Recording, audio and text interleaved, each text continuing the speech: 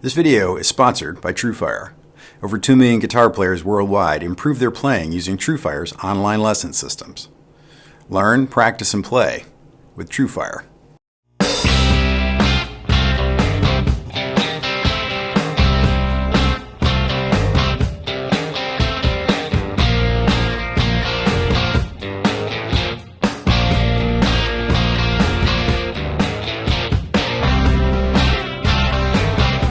Hi, this is Keith Williams. Welcome to 5-Watt World, where we're interested in helping you get the most music from the least gear.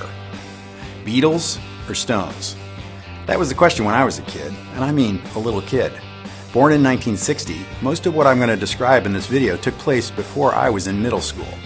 But even then, on playgrounds, if you were a kid that liked music, another kid would ask you, the Beatles or the Rolling Stones, as if that's all they needed to know about you as a person.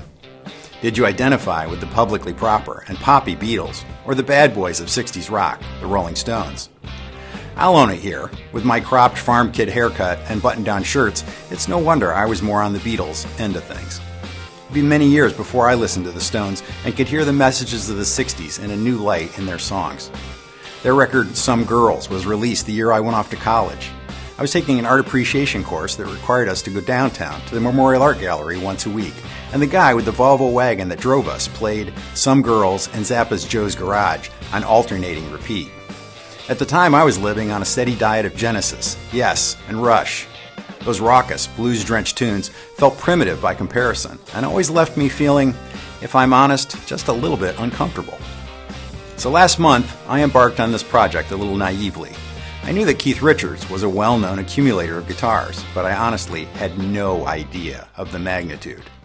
But as I listened to the albums that encompass this story, I was surprised by how similar the tones are as he changed guitars and amp rigs from album to album. Here is a strong argument that guitar tone comes first from an idea in our head, then, if we're lucky, from our hands.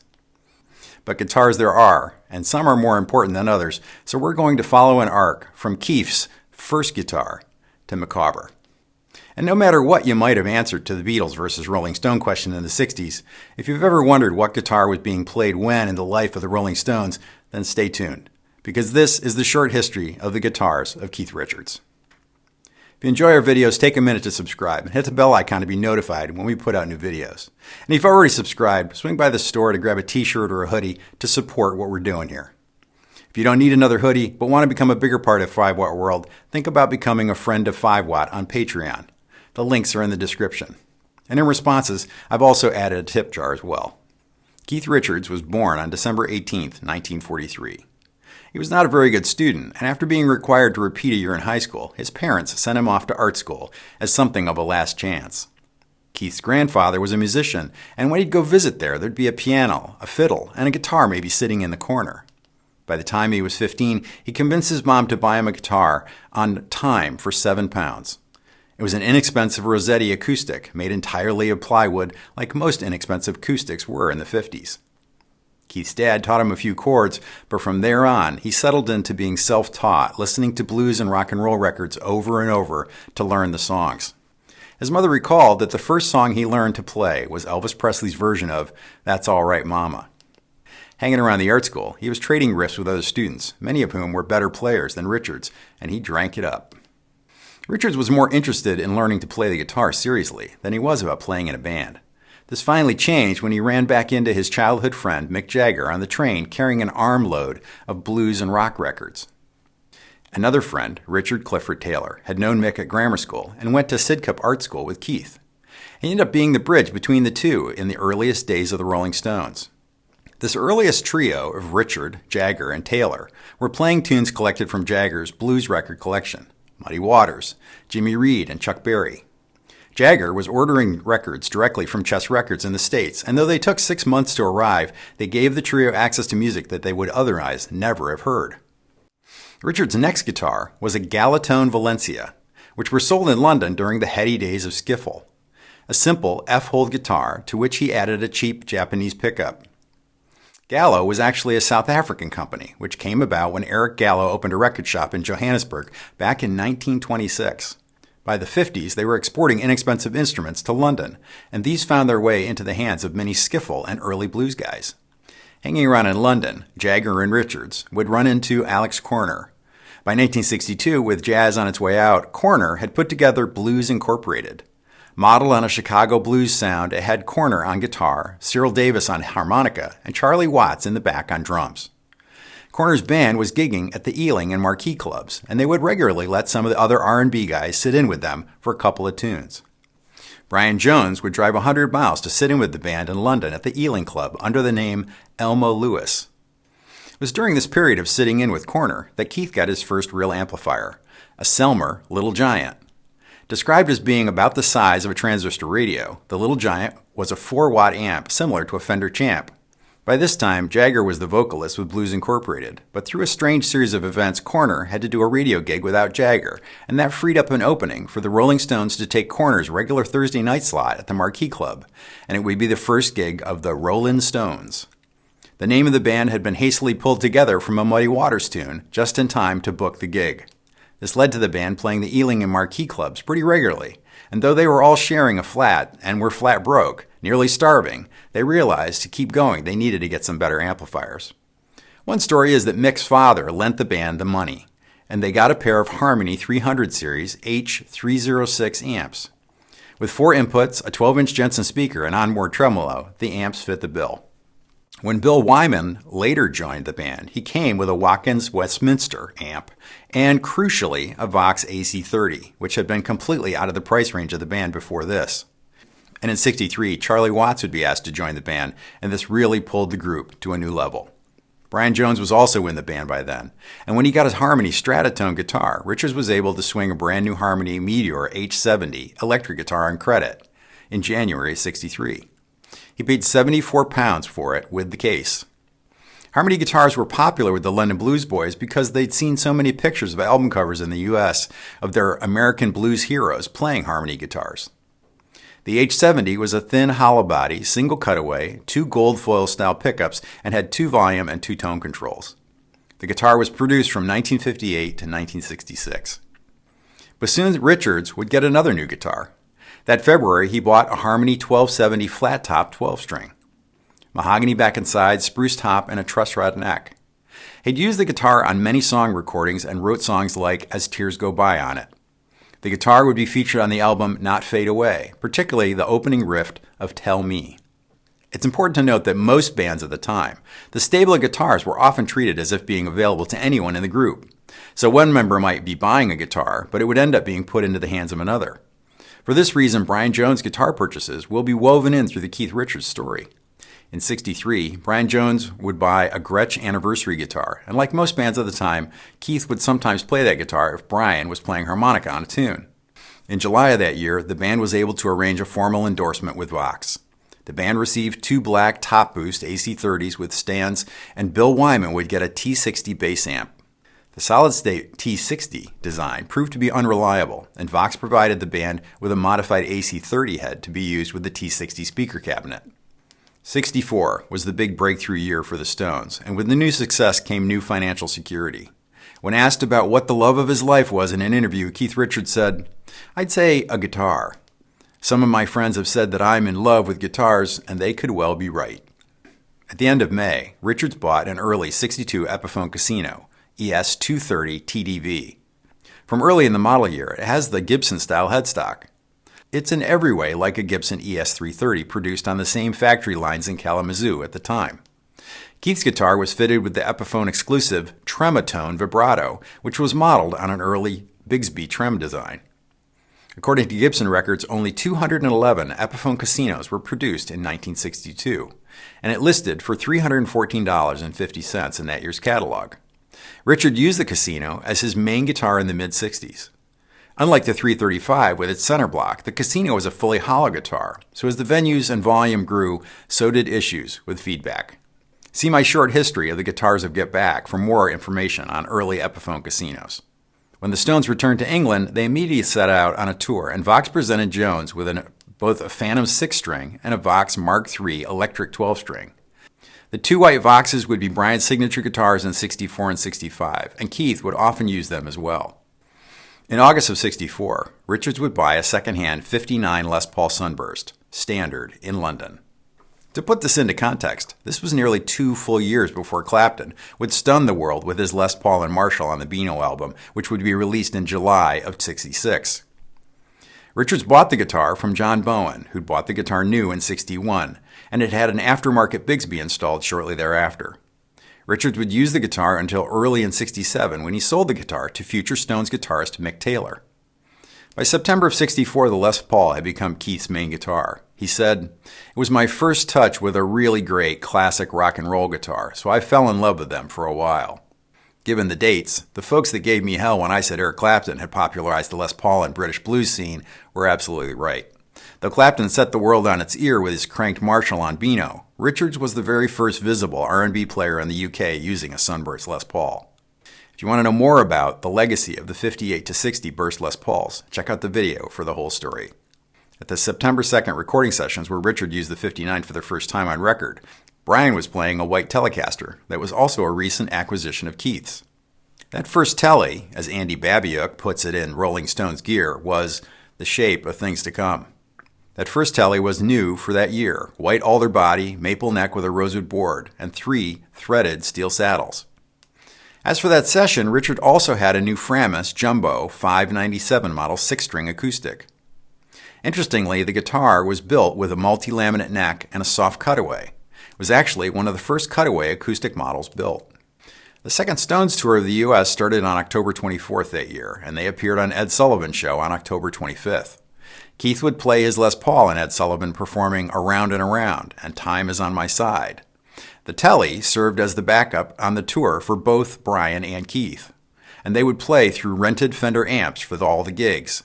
When they went on tour in Australia, the promoter wouldn't pay to ship the Vox amps and instead provided a backline for Jones and Richards of a pair of piggyback Fender Showman amps. On the way back from Australia to England, the band stopped off in California, and both Brian and Keith bought Showman rigs and began using them in place of their AC-30s. With 4 6L6 power tubes and a 15-inch speaker cabinet, along with the tube-based harmonic tremolo, the amps would ride the stage with the Stones for a good while. During the Stones' tour of the U.S. when they were in Chicago, they were able to negotiate an endorsement deal with Gibson. Keith and Brian ended up with matching Firebird 7s, one of Gibson's top-of-the-line models at the time. The Firebird had only been introduced in '63, and so it was still quite the thing, and made a big splash on stage. 3 Firebird pickups that are very different in construction than standard mini humbuckers, straddling the line between a mini humbucker and a single-coil sound. Many builders will tell you that if you want a big single-coil sound without the hum, to try a Firebird pickup. You can see my video detailing the history of Firebird models here. They were each given a Gibson Heritage model flat top as well. The square-shouldered 25.5-inch scale Heritage model was introduced in '65 and was designed to compete directly with Martin's Dreadnoughts. The Heritage's 16.5-inch lower bout made it a full 3/4 of an inch wider than the Martin. Rosewood back and sides with a spruce top and tortoiseshell style binding.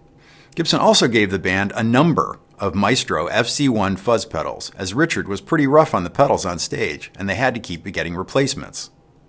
Of course, Richard's use of the FC1 on the then soon-to-be-released Satisfaction revolutionized the way fuzz pedals were seen among guitarists.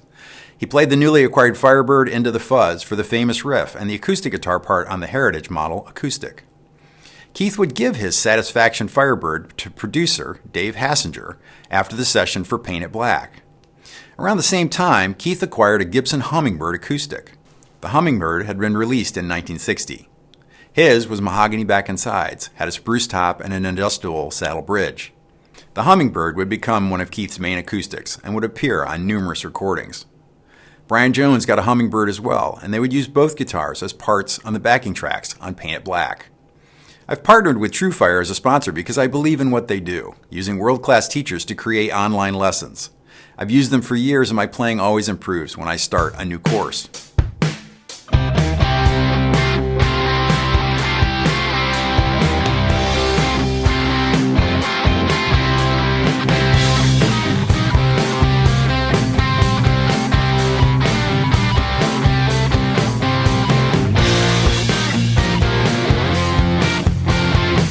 When someone tells me their playing's in a rut, I always tell them to grab some lessons instead of immediately start shopping for a new guitar.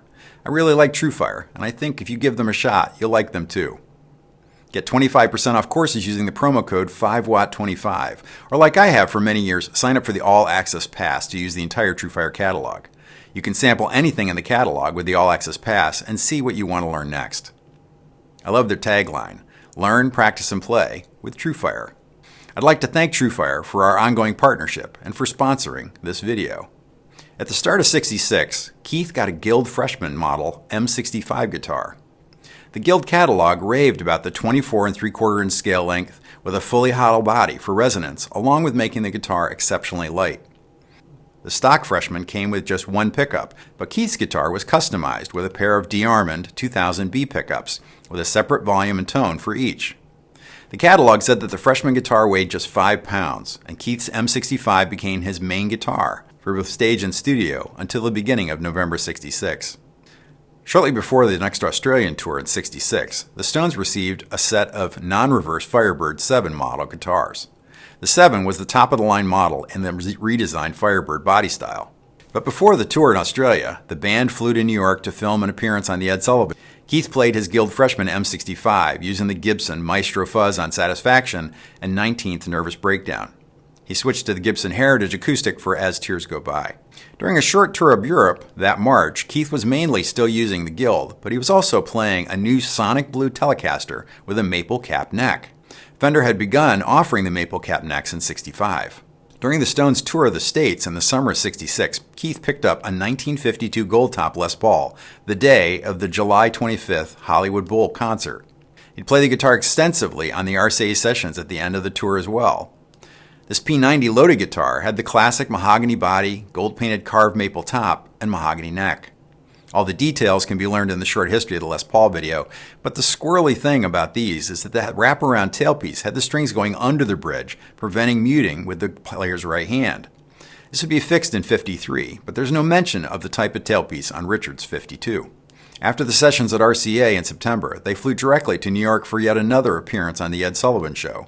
During that taping, Keith played the late '50s Les Paul Custom Black Beauty guitar for the first time, using it appropriately enough on the taping of Paint It Black. He'd used the guitar almost exclusively on the tour of Britain that fall, including the appearance at the Royal Albert Hall, where the opening acts included the Yardbirds and Ike and Tina Turner. Although he kept buying guitars, Richards was mainly playing his Les Paul Custom during the first sessions they did in October at Olympic Studios. He'd use his non-reverse Firebird to find slightly different electric tones and reach for his Hummingbird when he needed an acoustic. It was around this time that Keith got interested in playing bass and would add fuzz tone bass parts, playing a Vox Wyman signature bass or his newly acquired '60s Fiesta Red Precision bass. It was also on this session that Richards first used his Guild F212 acoustic 12-string. Guild had released the guitar late in '63, and it had a mahogany back and side, spruce top, and a tortoise-style pickguard. In late March of '67, Keith acquired a Gibson ES330 TD, ES standing for Electric Spanish, and TD stands for Thin Line Dual Pickup. Not surprisingly, he'd end up with a Gibson guitar that echoed so many of the features of his beloved Casino from the earliest years of the band. In the typical way guitars were added to the band's stable of guitars, though, this was a new guitar of Keith's. It was Brian Jones that principally used the guitar on the European tour that March and April of '67, while Keith remained in love with his Les Paul Custom. In '67, a promotional film was made named 2,000 Light Years from Home, and it's here where you see Keith moving to the Telecaster, playing his Sonic Blue Telly. Years later, Keith said, around '67 or '68, that's when I really started to get to grips with Fenders. Before that, I was using Gibsons and any other guitars that came my way, through Fender amps. Then I realized the Leo Fender Genius was matching the amp with the guitar. He continued, and also the Telecaster, for all its distinctive sound, is capable of quite a lot more than you'd expect. If you play around with it and put a humbucker on the top, it's really versatile. Going into '68, the Stones would famously start working with American producer Jimmy Miller and engineer Eddie Kramer. They would work with Miller until '73, producing such hits as Jumpin' Jack Flash, Honky Tonk Woman, Brown Sugar, Tumblin' Dice, and Angie. This is notable because the Stones turned back to their core blues roots, and Keith continued down his road to using open tunings that gave his rhythm parts their unique sound. In particular, he was using open D tunings on Beggar's Banquets, Street Fighting Man. Richard specifically cited players from the 20s and 30s like Bo Carter and Blind Willie Johnson. The tuning is D, A, D, F sharp, A, D. By this point, Keith and Mick were the songwriting engine of the band, and often by the time they got to the studio, Keith would be showing Bill Wyman the bass part he had in mind. To shortcut this process, Keith might end up playing a Fender Precision on many of the cuts himself, such as on Sympathy for the Devil from the Beggars Banquet sessions. In the short film for Sympathy for the Devil, we see that Keith's Les Paul Custom has been painted with a moon and sun. This was done by Keith and his girlfriend, Anita Pallenberg. He'd play this custom as his main guitar until the 1970 tour, where he can see playing another Black Beauty without the artwork. There was also a new acoustic in the studio on Beggars Banquet, a mid-60s spec Gibson SJ200. Keith would eventually string the guitar in Nashville tuning, and it would appear on Wild Horses in that form in the hands of Mick Taylor. Going into '69, the main thrust was recording tracks for the Let It Bleed album, which were done between February and early July. On the sessions, Keith favored a Matten SE777 Australian-made electric that had come into the collection in November of '68, when Keith was primarily still playing his Moon Les Paul Custom. The Matten was an acoustic electric thin-line single cutaway guitar. It had a 24.5-inch scale, twin Matten Magna-Metal high-power pickups, and a factory-stock Bigsby vibrato. Photos from the session show Keith, Brian, and Mick all took turns on the Matten. By the end of the sessions, after months of heavy use, the stripped and refinished guitar quite literally fell apart, with the neck breaking off just as the final notes of Gimme Shelter were done. It was also in '69 that Keith would settle into his signature open G tuning that would typify nearly every Stones album that came after. They'd had Ry Cooder in for a couple of sessions, and though Keith had been aware of the tuning before, this was the first time he had a chance to watch someone playing it. Where Cooder was using a slide, Richards became fascinated with the chord possibilities. He famously took the low E string off the guitar, and that left him with 5 strings tuned G, D, G, B, G. Playing the 5 strings in open G lit Keith up after feeling stagnated on the guitar for a number of years. He said that the limitations spurred on his creativity. Richards said, "It restricts you so much, 5 strings, 3 notes, 2 fingers, and 1 There's something about being restricted that opens up the possibilities."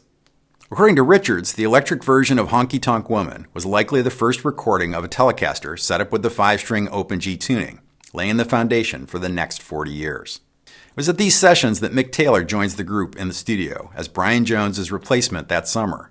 Taylor had known the Stones for a long time, back to when he was in Mayall's Blues Breakers, and he had bought Richards' '59 Les Paul. And so Keith's original '59 Les Paul rejoined the guitar stable by a very circuitous route. But by the time Taylor would be with the Stones, he was favoring a Gibson SG Standard with a Bigsby B5 vibrato added.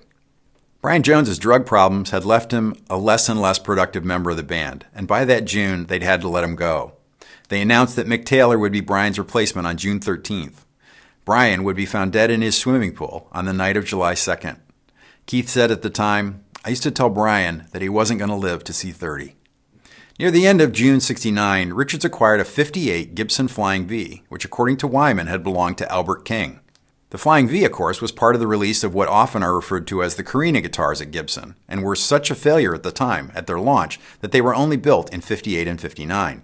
This became one of Keith's favorite guitars until it was stolen in France on October of '71. He first used the guitar at the Hyde Park concert in the summer of '69, and also on the appearance at Top of the Pops. See the separate video for details of the Flying V's history. In late spring of '69, Dan Armstrong gave Keith a prototype plexiglass guitar, the first of at least 4 different Dan Armstrongs that Richards would own.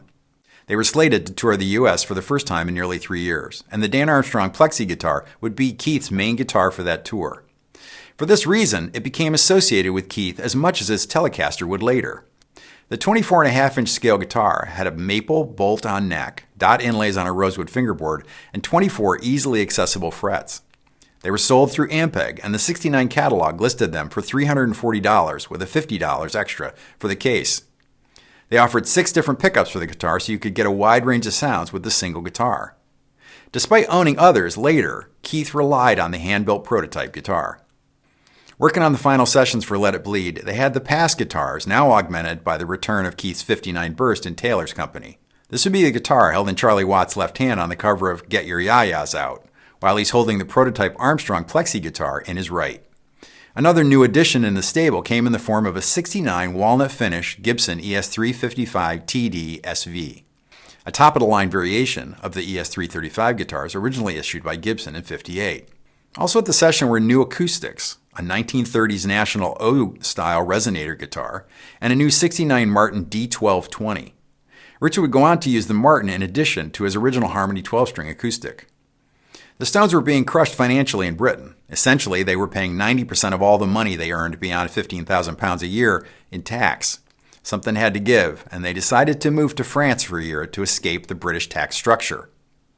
Once in France, they went to work on what would become Exile on Main Street. Keith then bought a modified solid-body Rickenbacker from an 18-year-old luthier named Ted Newman Jones III. This young American from Arkansas would become Keith's guitar tech, perhaps the world's first guitar tech even. The Rick was set up with 5 strings, and it would turn out to be the first of many 5 strings that Jones would put together for Richards. But most significantly of all, Keith began using a butterscotch blonde 1954 Telecaster that Eric Clapton had given him for his 27th birthday. He's used this same guitar ever since '71 and would later call it Macabre. Used on countless recordings and live shows, it's had some very interesting modifications done over time. The most evident, of course, is the replacement of the neck pickup with a humbucker. The original bridge was replaced with a solid brass unit with heavy brass saddles. The low E saddle has been removed as the guitar is set up for 5 strings and open tuning. The fret marker on the 17th fret has fallen out and has not been replaced, and the finish shows the specific wear of Richards' strumming style high up on the neck. As the Exile sessions in Nulcott, France were coming to a close, a number of guitars were stolen in 2 burglaries. During the first, Keith was watching TV in the house at the time of the burglary. The thieves took 9 guitars and Keith didn't hear a thing. The guitars lost included the Albert King Flying V and Wyman's Mustang bass. In another burglary at the same location, it was reported that they stole Keith's entire collection. Gibsons, Mustangs, Les Pauls, and Hummingbirds were all carried out the front door while the band slept. When Keith filled out the insurance form the next day, he listed the value of the collection as $44,000. Though memories vary, it seems that at the time, the Flying V, the prototype Dan Armstrong Plexi, the Ted Newman Jones Rickenbacker, the '59 Gibson Les Paul, one of the Hummingbirds, and Keith's Gibson 3-pickup custom Black Beauty and Keith's '64 Telecaster with the rosewood fingerboard were all gone in the end. Of the loss, Keith said, "I didn't want to think about it, but I slowly started to build up a collection since then. I haven't lost one since. I learned my lesson. Don't leave them hanging around on a Saturday night."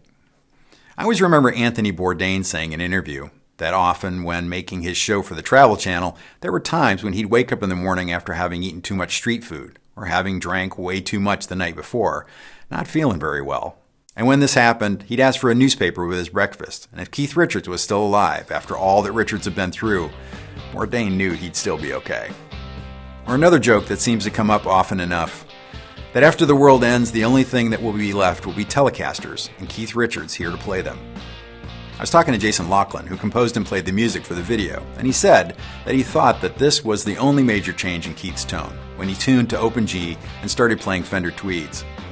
So if you all love this video, I'll come back and make one covering the next 20 years of guitars and tones of Keith Richards. Let me know you need that in the comments. If I missed your favorite guitar of Keith Richards, please put it in the comments for everyone to enjoy. I know from experience I can count on you. First, the video would not have been possible without the exhaustive work of Andy Babiuk and Greg Prevost in their Rolling Stones gear. It's an amazing companion book to his book on the Beatles gear and is still widely available. I need to thank Jason Laughlin for coming along again to play in the style of Keith Richards for this video. Jason's years as a studio musician hold him in good stead, and though we might know him for his country and swing jazz chops, there aren't many corners of guitar history he hasn't looked into. If you're not following his YouTube and lesson videos, you should be. The link's in the description. I need to thank Perry McManus for going over the script. When he was growing up, the kids on the playground were likely asking each other, Backstreet Boys or NSYNC, to which Perry probably answered, neither. It's one of the reasons I value his perspective and contributions to the scripts. I need to thank all of you that have clicked into the store to purchase a t-shirt, hoodie, or the Stomp preset pack. I really appreciate it. And in particular, I need to thank the friends of 5 Watt on Patreon. I love having you folks along for the ride and for the support of 5 Watt World. If you enjoyed the short history of the guitars of Keith Richards, hit the like button. And if you haven't subscribed yet, go ahead and hit that too. Thanks for watching. Until next time, this is Keith Williams. Thanks for being a part of the 5 Watt World.